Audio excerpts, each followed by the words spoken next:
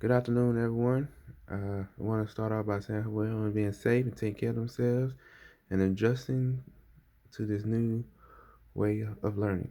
So today I want to talk about the colicky horse. I try to make it kind of creative title, but I want to start off with the colicky horse. Okay, so what is colic in this type? So colic is a common disorder in the horse digestive system, but colic can simply be defined as abdominal pain, which is in terms the same thing as the stomach pain. And some types of that are the stomach, which is the main affected location. And around that, you have the small intestines and large intestines and twisted gut. So we want to know what causes colic. Uh, you have gas, impaction, strangulation, and infarction. So with the gas, it's like excessive excessive accumulation of gas or too much gas that can stress the intestines.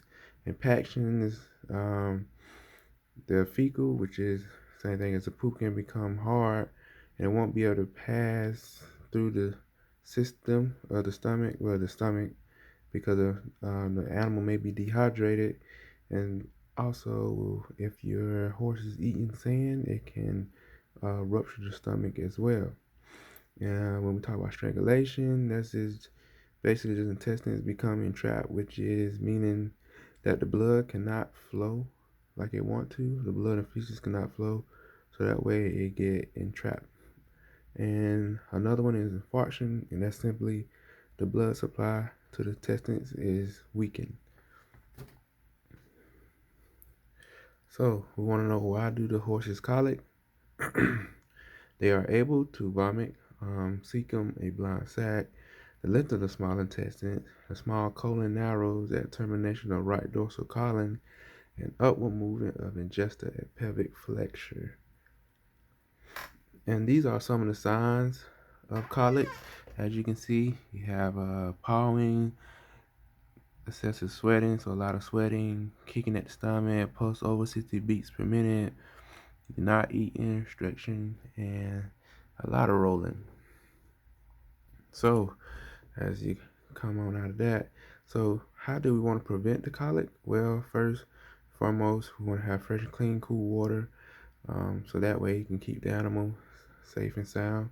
We'll have a pasture turnout, and that is want to get them accustomed to maybe 2 or 3 more pastures instead of the same one, because within that same pasture it can sometimes do some harm to them.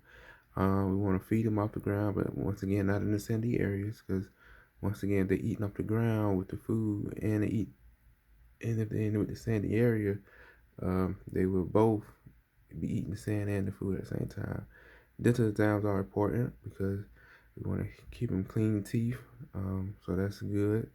And then grain and pellet feed if you need to. So depend on, you know, try to prevent we try to prevent colic. We want to probably give them the grain and pelleted feed as well, and regular deworm. So basically, let's try to keep the worms out of the system.